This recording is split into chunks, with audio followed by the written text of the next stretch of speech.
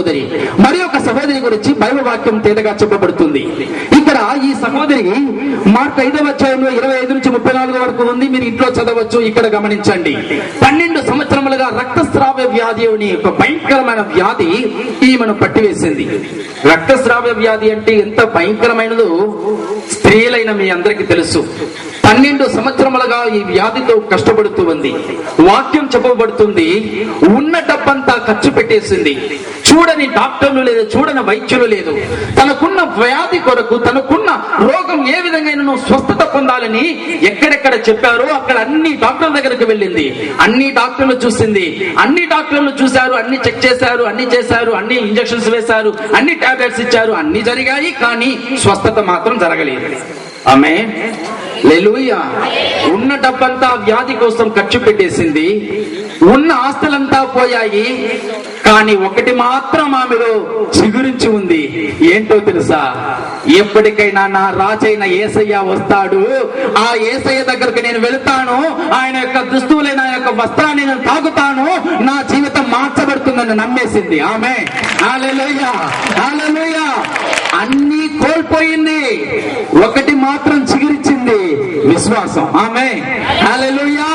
నా యేసు వస్తాడు, నా యేసు వస్తాడు, ఈ గ్రామానికి నా యేసు వస్తాడు, ఖచ్చితంగా వస్తాడు. నా స్థితిని ఎరిగిన యేసు ఈ గ్రామానికి వస్తాడు. ఆయన దగ్గరికి నేను వెళ్ళి ఆయన వస్త్రాన్ని మాత్రం తాగుతాను, నాకు బాగవుతుంది నమ్మేసింది. అద్భుతం జరిగింది. ఆమేన్, హల్లెలూయా. ఉన్న డబ్బంతా పోయింది, అంత ఖర్చు పెట్టేసింది. వ్యాధి మాత్రం పోలేదు. ఏం చేయాలో తెలియలేదు. అక్కడ గ్రామంలో ఉన్న ప్రతి ఒక్కరు చెప్పారు, యేసు అనే ఒక మహిమ కలిగిన దేవుడు మన గ్రామానికి వస్తున్నాడు. ఆయనను గురించి చాలా మంది చెబుతూ ఉన్నాడు.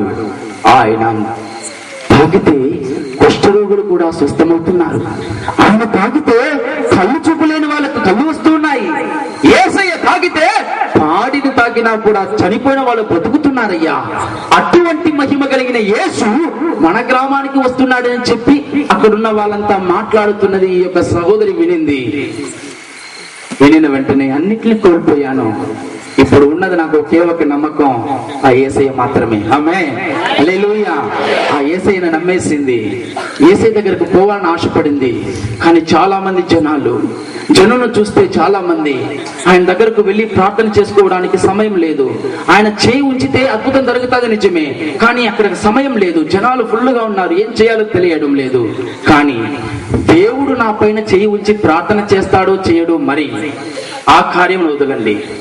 ఆయన వస్త్రమైన తాగుతా, దానిలో కూడా శక్తి ఉందని నమ్మేసింది. ఆమేన్. ఆ నమ్మకం ఆమెలో పరిపూర్ణ ఆరోగ్యాన్ని కలగజేసింది. ఆమేన్, హల్లెలూయా, హల్లెలూయా. నెల్లూరు ప్రాంతం దగ్గర మైపాడ్ అనే ఒక చిన్న గ్రామం ఉంది. ఆ గ్రామంలో ఉమా మహేశ్వరి అనే ఒక సహోదరి ఉంది. ఆ సహోదరికి 3 ఆడపిల్లలు, చిన్న పిల్లలు. చిన్న వయసులో ఉన్న ఆ సహోదరి 3 ఆడపిల్లలు ఉన్నారు. ఆ యొక్క చిన్న వయసులోనే ఆమెకు గుండెలో జబ్బు ఏర్పడింది. గుండెలో జబ్బు ఏర్పడి ఆ యొక్క నెల్లూరు ప్రాంతంలో పెద్ద డాక్టర్స్ దగ్గరకు వెళ్ళి తన యొక్క గుండె జబ్బు కొరకు పరిశోధన చేసినప్పుడు అక్కడ ఉన్న డాక్టర్స్ చెప్పారు, అమ్మా నీకు ఏర్పడిన గుండె జబ్బు, ఈ జబ్బు నుంచి నీవు పరిపూర్ణంగా స్వస్థత పొందాలంటే కనీసం 2 లక్షల రూపాయలు నువ్వు తీసుకుని వచ్చి హాస్పిటల్కి వచ్చినట్లయితే మేము ఆపరేషన్ చేస్తాం. ఆ ఆపరేషన్ చేసినా కూడా నీవు బ్రతుకుట చావుట అనేది మా చేతిలో లేదు. మీరు సంతకం పెట్టి మీరు వెళ్ళి ఆపరేషన్ మాత్రం చేయించుకోండి. బ్రతికితే మీ యొక్క ఛాన్స్, బ్రతకపోతే మేము గ్యారంటీ లేదని చెప్పారు. ఈ సహోదరి ఉన్న డబ్బంతా అప్పుడే ఖర్చు పెట్టి అంతా అయిపోయింది. చాలా పేద కుటుంబం. 2 లక్షల రూపాయలకు డబ్బుకు ఎక్కడికి వెళ్ళాలో తెలియదు. 2 లక్షల రూపాయలకు వాళ్ళ దగ్గర లేదు. ఏం చేయాలో తెలియని పరిస్థితుల్లో కన్నీరు విడిచి ఏడుస్తున్నప్పుడు వారి యొక్క అక్క కుమార్తె ఒక సహోదరి మా గురించి అక్కడికి చెప్పింది. అక్కడ ఒక సహోదరు ఉన్నారు, ఆ సహోదరికి ఫోన్ చేసి మీరు ప్రార్థన చేసుకోండి బాగైపోతుందని చెప్పి ఎవరో చెప్పారు. ఆ సహోదరి విశ్వాసంతో ఫోన్ చేసి, బ్రదర్ మీకు వీలుంటే దయచేసి మా కొరకు వచ్చి ప్రార్థన చేయండి అని చెప్పారు. నేను ఆ సహోదరి ఇద్దరం వెళ్ళాము. ఆ సహోదరి కోసం ప్రార్థన చేశాము. అరగంట సేపు ప్రార్థన చేసిన వెంటనే దేవుని శక్తి వచ్చి దిగింది. అప్పుడప్పుడే ఆమెలో ఉన్న గుండె జబ్బు నయమైపోయింది. చేతులు తట్టి దేవుని మహిమ. హల్లెలూయా. డాక్టర్ దగ్గర చూపిస్తే ఆమెకి ఏ జబ్బు లేదండి. చేతులు తట్టి దేవుడి మహిమ పరుస్తామా? హల్లెలూయా. ఎన్ని లక్షలు ఇచ్చినా, ఎన్ని ఆపరేషన్లు చేయినా బ్రతకడం గ్యారంటీ లేదని చెప్పిన డాక్టర్స్ ఈ రోజు ఆశ్చర్యపడుతూ ఉన్నారు. ఆ సహోదరిని చూసి చెప్పారు, 30 రోజులు మాత్రమే నువ్వు బ్రతుకుతావు, 30 రోజులు మాత్రమే నువ్వు బ్రతుకుతావు అని చెప్పి. కానీ సుమారు 4 సంవత్సరములు అవుతుంది, ఆరోగ్యంగా ఈ రోజుకి సజీవురాలుగా ఉంది. హల్లెలూయా. నా దేవుడు ఆ రోజును ఈ రోజును సర్వశక్తుడై ఉన్నాడు. హల్లెలూయా. హల్లెలూయా. విశ్వాసం ఉంటే ఈ రోజు నీ కుటుంబంలో నీకా కార్యం జరగబోతుంది. ఆమె ఎంతమంది నమ్ముతున్నారు? ఒక్క పారి చేతులు లేపు దేవుని మహిమపరచండి. హల్లెలూయా. ఈ రోజు నీ కుటుంబంలో ఆ కార్యం జరగబోతుంది. ఈ రోజు నీ కుటుంబంలో ఆ కార్యం జరగబోతుంది. ప్రియ సహోదరుడా, ఇటు అటు తిరిగింది, తన వ్యాధి నిమిత్తం ఇటు అటు తిరిగింది. చూడని డాక్టర్ లేదు, చూడని వైద్యులు లేదు, ఎక్కడెక్కడ ఏమేమి చేయాలో అన్ని చేసింది, ప్రయోజనం శూన్యం. ఒకే ఒక నమ్మకం చిగురించింది, యేసయ్య వస్త్రాన్ని మాత్రం తాకుతామని. ఆమె జీవితాన్ని మార్చింది. ఆమె హల్లెలూయా. చివరిగా ఒక వ్యక్తిని గురించి మనం చూడబోతున్నాం. అది లూకా సువార్తలో 15వ అధ్యాయంలో వ్రాయబడి ఉంది. దయచేసి మీరు ఇంటి దగ్గర వెళ్ళి చదవచ్చు. ఇక్కడ గమనించండి, ఇక్కడ ఒక వ్యక్తి ఉన్నాడు, ఆయనకు 2 కుమారులు ఉన్నారు. ఒక మనుషునికి 2 కుమారులు ఉన్నారు. వారిలో ఇద్దరులో ఒక పెద్దవాడును చిన్నవాడును. చిన్నవాడు అంటున్నాడు తండ్రి దగ్గర, తండ్రి నీతో కూడా జీవించిన జీవితం నాకు చాలయ్యా, నాకు రావలసిన ఆస్తిని నాకు ఇవ్వండి, నేను తీసుకువెళ్ళి నేను నీ జీవితంలో కన్నా ఇంకను సుఖభోగంగా ఉండే జీవితం, నాకు కంటికి ఆకర్షణీయమైన చాలా లోకం ఉంది, ఆ లోకం వైపు వెళ్ళి నేను జీవించాలని ఆశపడుతున్నానని చెప్పి ఆ సహోదరుడు తండ్రి దగ్గర చెప్పాడు. తండ్రి ఎన్నో చెప్పి చూశాడు, కానీ చిన్న కుమారుడు వినలేదు. ఆస్తిని ఇమ్మని చెప్పి పట్టుదల పట్టాడు. తండ్రి తన యొక్క ఆస్తిని పంచి అతనికి ఇచ్చేశాడు. డబ్బంతా తీసుకుని వెళ్ళాడు. అనేక పాపాలకు, అనేక పాప కార్యాలకు అన్నిటిని ఖర్చు పెట్టి ఉన్న డబ్బంతటిని కోల్పోయి చేశాడు. ఉన్న డబ్బంతా పోయింది. చివరగా ఆ దేశమంతటిని ఒక భయంకరమైన కరువు రావడంతో అతని స్థితి ఏ విధంగా మార్చబడిందో తెలుసా? అన్నము, కడుపుకు కొంచెం అన్నం కూడా దొరకని స్థితిలో పందులు మేపడానికి ఒక పనివాడుగా పోయి పందులు మేపడానికి వెళ్ళాడు. పందులు తింటున్నాయి ఆ పొట్టు, ఆ పొట్టైనా తినాలని ఆశపడ్డాడంట. కారణం, అతని జీవితంలో దరిద్రం ఏర్పడింది. తండ్రి యొక్క ఉన్నప్పుడు ఎంతో సంతోషకరంగా, తండ్రి యొక్క ఉన్నప్పుడు ఎంతో సమాధానంగా, దేవుని యొక్క మహిమతో, దేవుని యొక్క ఆశీర్వాదంతో నింపబడిన అతని జీవితంలో దేవుని కాదని, తండ్రిని కాదని, దేవునికి వేరుగా అతని జీవించాలని ఆశపడి లోకానికి వైపు కనులెత్తి చూశాడు. లోకమే తనకు మార్గమని చూసి లోకం వైపు కనులెత్తి చూశాడు. లోకములో డబ్బున్నంత కాలం సంతోషంగా జీవించాడు. డబ్బంతా అయిపోయింది. చివరికి అతని స్థితి దరిద్రుడుగా మార్చబడ్డాడు. కనీసం పొట్టైనను దొరుకుతుందని చెప్పి ఆకలికి అటువంటి పరిస్థితులు ఏర్పడింది. ప్రియ సహోదరి సహోదరుడా, బైబిల్ గ్రంథం ముందు తేటగా చెప్పబడుతున్నది, దుర్మార్గులకు సమాధానము లేదు. ఆమె హల్లెలూయా. దుర్మార్గపు జీవితమే కావాలని ఆశపడ్డాడు. దుర్మార్గపు జీవితం కోసం ఆశపడి కోరుకొని వెళ్ళాడు. దుర్మార్గము జీవితం అతన్ని దిగంబరత్వం చేసింది. అన్నిటిని కోల్పోయాడు. చివరికి ఉన్న అన్ని ఆస్తులు, అన్ని డబ్బు అంతా కోల్పోయి పొట్టు కూడా దొరకని స్థితిలో మార్చబడ్డాడు. దరిద్రత ఆ విధంగా మార్చబడింది. ఇటు తిరుగుతున్నాడు. ఎక్కడికి వెళ్ళాలి, ఎక్కడికి వెళ్ళాలి? ఆకలి తట్టుకోలేకపోతూ ఉన్నాను. దిగంబరుడుగా మార్చబడ్డాను. ఒకప్పుడు ఉన్నత స్థాయిలో ఉన్నవాడిని, ఒకప్పుడు ఎంతో మహిమగా ఉన్నవాడిని, ఒకప్పుడు అంతఃపురంలో ఎంతో సంతోషంగా ఉన్నవాడిని. కానీ ఇప్పుడైతే దిగంబరిగా జీవిస్తూ ఉన్నాను. ఒక్కరంత అన్నం కూడా దొరకడం లేదు. కనీసం ఎవరైనా పని ఇస్తారంటే పని ఇవ్వడం లేదు. పందుల మేపైనా సరే ఆ పొట్టునన్నా తినాలని ఆశపడే అంత దరిద్రతకు అతని జీవితం మార్చబడింది. అందుకే కీర్తనకారుడు అంటున్నాడు, దుర్మార్గుడు అంధకారంలో ఇటు అటు తిరుగుతూ ఉంటాడట. అందువలనే ఈ వ్యక్తి కూడా బుద్ధిహీనతగా ఇటు అటు తిరుగుతూ ఉన్నాడు. ఏం చెయ్యాలి, ఎక్కడికి వెళ్ళాలి? అయ్యో నా స్థితి ఇటుగా మార్చబడిందే, ఉన్న డబ్బంతా కోల్పోయానే, ఇప్పుడు ఎక్కడికి వెళ్ళాలి? ఇటు అటు తిరుగుతున్నాడు, ఇటు అటు తిరుగుతూ ఉన్నాడు. వాక్యం తేడాగా చెప్పబడుతున్నది, బుద్ధి తెచ్చుకొని. అందరూ చెప్పండి, బుద్ధి తెచ్చుకొని. అంటే బుద్ధి లేకుండా అతను ఏం చేశాడు? దేవుణ్ణి విడిచి వెళ్ళాడు. మరలా ఇటు అటు తిరిగి చూశాడు. దిగంబరుడుగా ఇటు అటు తిరిగి చూశాడు. దరిద్రతలో ఇటు అటు తిరిగి చూశాడు. నేను ఎక్కడికి వెళ్ళాలి? ఇక నా అన్న ఒక ప్రశ్నార్థకరమైన జీవితంలో జీవిస్తూ అతడు బుద్ధి తెచ్చుకొని ఒక మంచి నిర్ణయాన్ని తీసుకున్నాడు. ఏంటా నిర్ణయం తెలుసా? మరలా నేను నా తండ్రి దగ్గరికి వెళ్తాను, మరలా నా తండ్రి దగ్గరికి వెళ్తాను. ఆయన నా కుమారుడుగా, రాజకుమారుడుగా అంగీకరించకపోయినా కూడా పర్వాలేదు, ఆయనకు ఒక పనివాడుగా నేను జీవిస్తానని చెప్పి బుద్ధి తెచ్చుకొని తిరిగి వెళ్ళాడు తండ్రి దగ్గరకు. ప్రియ సహోదర సహోదరి, అంతఃపురంలో బయట గేటు దగ్గర నిలవబడుకొని ఆ తండ్రి నన్ను చేర్చుకుంటాడా చేర్చుకోడు అని చూసి ఆ గేటు దగ్గర కన్నీరు విడుస్తూ ఉంటే, అంతఃపురంలో ఉన్న ఆ తండ్రి ఆ కుమారుడి యొక్క స్థితిని చూసి అంతఃపురం నుంచి దిగి వచ్చి అతన్ని కౌగలించుకొని, హృదయంలో స్థానం ఇచ్చిన దేవుడు నా దేవుడు, చేతులు తట్టు తట్టు తట్టు, దేవుడు మహిమపరచు. హల్లెలూయా. పనివాడైనా, ఒక పనివాడుగానైనా దేవుడు నన్ను చేర్చుకుంటాడని ఆశతో ఇటు అటు తిరిగి తిరిగి తిరిగి అన్నిటినీ కోల్పోయిన స్థితిలో చివరకు దేవుడు చెప్పిన మాట జ్ఞాపకం వచ్చింది. నీవు ఇటు అటు తిరుగుట మాని తిరిగి రానుద్దేశించిన ఎడలా నా యొద్దకి రా, నా యొద్దకి రా, నా యొద్దకి రా. ఇటు అటు తిరగకు, పాప ఆశలతో ఇటు అటు తిరగకు. దేవుని కాదని, దేవుని మహిమ కాదని, దేవుని ఆశీర్వాదములు కాదని పాపం వైపు కన్నులెత్తి చూస్తున్న యవన సహోదరి సహోదరుడా, నీతోనే దేవుడు మాట్లాడుతున్నాడు. దేవుని వాక్యానికి కాకుండా లోకానికి ఆశపడి, లోక ఆశలకు ఆశపడి, పాప ఆశలకు ఆశపడి, పాపమే నీ జీవితానికి సంతోషమిస్తుందని ఇటు అటు తిరుగుతున్నావు. ఈ రోజు నీ జీవితంలో, నీ హృదయంలో సమాధానం లేని స్థితిలో కుమిలిపోతూ ఉన్నావు. ఆ సహోదరుడు ఇటు అటు తిరిగాడు, ఏం చేయాలో తెలియని స్థితి. చివరికి అతను ఒక స్థలం, ఒక మనసు బుద్ధి తెచ్చుకున్నాడు. పనివాడుగన్నా వెళ్ళాలనుకున్నాడు, కానీ నా దేవుడు హృదయంలో స్థానం ఇచ్చాడు. ఆమేన్, హల్లెలూయా. పనివాడుగా అన్న స్థానం నాకు వద్దు. పనివాడనే స్థానం కోసం ఇద్దడు వెళ్ళాడు.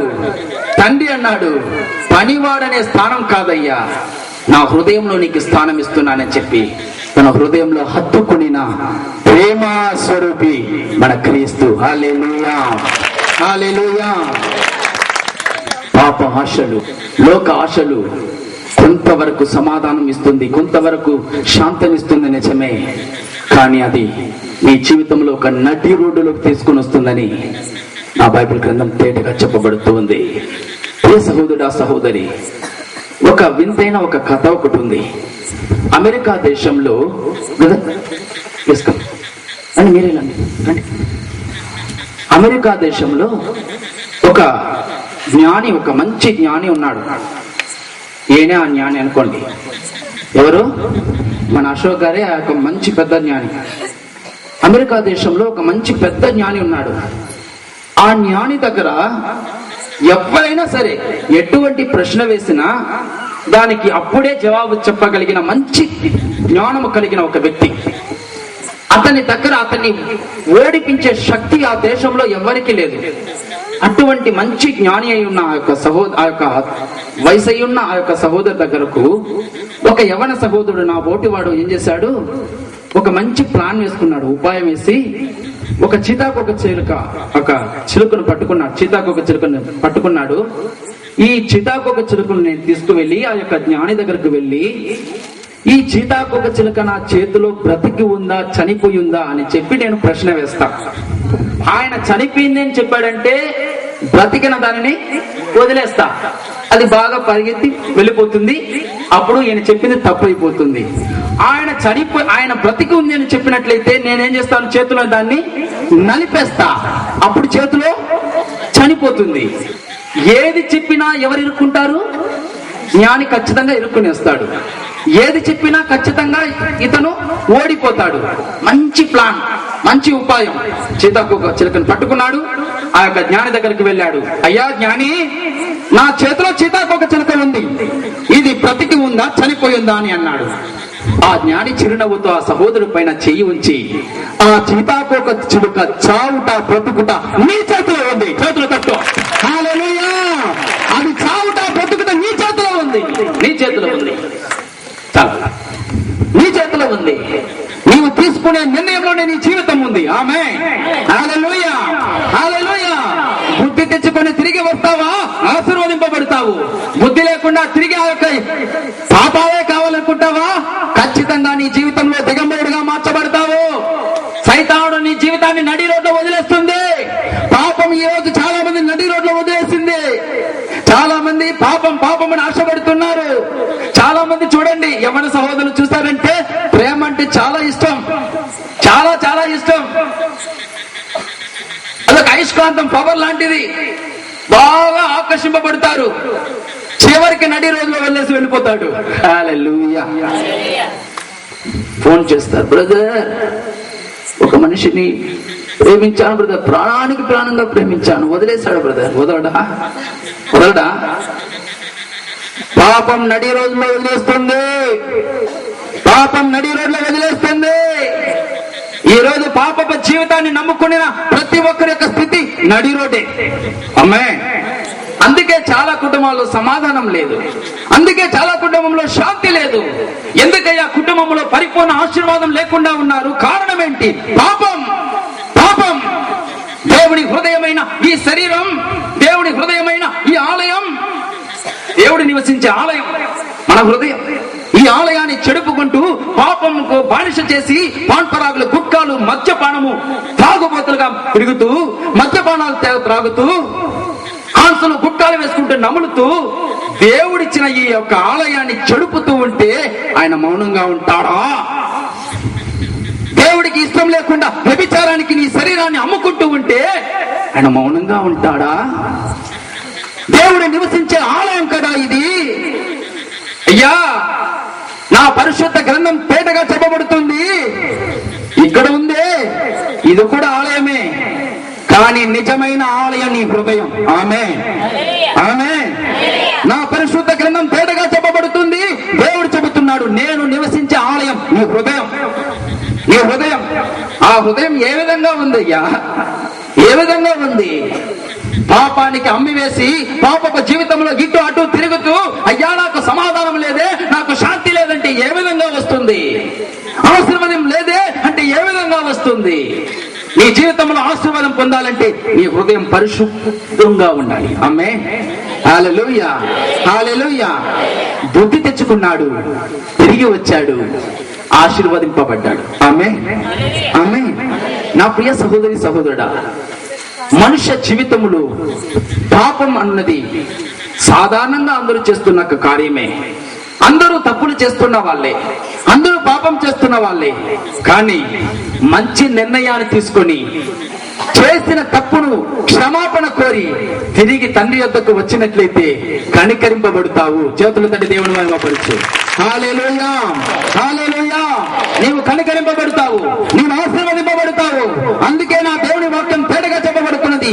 ఇర్మియా 4వ అధ్యాయం 1వ వాక్యం తేటగా చెప్పబడుతుంది కదా. నీవు తిరిగి రానుద్దేశించిన ఎడలా, తిరిగి రానుద్దేశించిన ఎడలా చెప్పండి, చెప్పండి. ఎవరి యొద్దకి? యేసయ్య యొద్దకి రండి. వాక్యం తేటగా చెప్పబడుతుంది. నీ హేయ క్రియలన్నీ వదిలి, నీ పాప క్రియలన్నీ వదిలి, ఇకపై ఆ పాప క్రియలు వద్దు అని చెప్పి వాటిని పక్కన పెట్టి నీవు నా యొద్దకి రా, నా యొద్దకి రా. నేను నిన్ను కనికరించి నా హృదయంలో నీకు స్థానం ఇచ్చి రాజ వస్త్రానికి నీకు అమర్చి రాజ భవనములో నిన్ను చేర్చి నాతో నివసింపజేపిస్తానని దేవుడు వాగ్దానం చేస్తున్నాడు. హల్లెలూయా, హల్లెలూయా. రాత్రి సమయమందు దేవుడు నీతో పేటగా మాట్లాడుతూ ఉన్నాడు. నా ప్రియ సహోదరి సహోదరుడా, ఏ కార్యము చేత నీవు ఇటు తిరుగుతున్నావో నాకు తెలియదు. హాగరు వలె అందరి చేత చేయబడిన స్థితిలో ఇటు తిరిగినావా? అయ్యో, నా జీవితం ఒక అరణ్యంగా మార్చబడి ఉంది, అందరి చేత నేను చేయబడిన స్థితిలో నా జీవితం ఒక ఎడారిగా మార్చబడిందని చెప్పి కన్నీరు విడుస్తూ ఉన్నావా? భయపడకండి. అరణ్య మార్గంలో కూడా నీకు సహాయం చేయడానికి నా దేవుడు సిద్ధముగా ఉన్నాడు. హల్లెలూయా. ఏదో ఒక భయంకరమైన వ్యాధి నీ జీవితాన్ని బట్టి ఉండొచ్చు, నీ కుటుంబాన్ని బట్టి ఉండవచ్చు. వ్యాధి చేత ఉన్న డబ్బంతా ఖర్చు పెట్టి ఎన్నో డాక్టర్స్, ఎన్నో స్కాన్స్, ఎన్నో ఆపరేషన్ చేశాను, ఇంకా వ్యాధి స్వస్థత కాలేదని చెప్పి వేదనతో వచ్చి ఉన్నావా? భయపడకు, భయపడకు. నా యేసు ఈ రోజు స్వస్థపరచు యెహోవా రాఫా మన మధ్య దిగి వచ్చి ఉన్నాడు. ఆమేన్, హల్లెలూయా. మన ప్రార్థన వినే దేవుడు, మన కన్నీరు చూసే దేవుడు మన మధ్య యెహోవా రాఫాగా వచ్చి ఉన్నాడు. నిన్ను స్వస్థపరచువాడు నా దేవుడు. ఆమేన్, ఆమేన్. ఈ రోజు ఇటు అటు తిరిగి తిరిగి తిరిగి అలసిపోయావు కదా, నా దేవుడు చెబుతున్న ఒకే ఒక మాట, నీవు రానుద్దేశించిన ఎడలా, నీవు రానుద్దేశించిన ఎడలా నా యొద్దకు రా, దేవుని యొద్దకు రా, ఏ క్రియలన్నీ దేవుని యొద్దకు రా. ఇటు అటు పాపానికి, పాపంలో పాప ఆశలకు ఇటు అటు తిరిగాడు, ఉన్న ఆస్తులన్నీ కోల్పోయాడు, చివరగా బుద్ధి తెచ్చుకున్నాడు, దేవుని యొద్దకు వచ్చాడు. ఒక పనివాడిగైనా ఉండాలని ఆశపడ్డాడు, కానీ దేవుడు తన హృదయంలో స్థానం ఇచ్చాడు. ఆమేన్. అంతటి ప్రేమ స్వరూపైన నా దేవుడు ఈ రాత్రి సమయం కూడా నీలో కూడా ఒక గొప్ప కార్యాన్ని చేయాలని ఆశపడుతున్నాడు. దయచేసి అందరూ లేచినబడదామా, అందరూ లేచినబడదామా. ఈ చివరి సమయంలో నా దేవుడు నీతో మాట్లాడాడు. నా ప్రియ సహోదరి సహోదరుడా, ఈ రోజు ప్రత్యేకించి నీతో మాట్లాడాడు. నా దేవుడు నీతో మాట్లాడాడు. నీ హృదయాన్ని పరిశీలించు. అయ్యా, ఒక హాగరు వలె అందరి చేత చేయుడేబడి నా జీవితం ఒక అరణ్యంగా మార్చబడి ఉందయ్యా. అందరి చేత నేను చేయుడు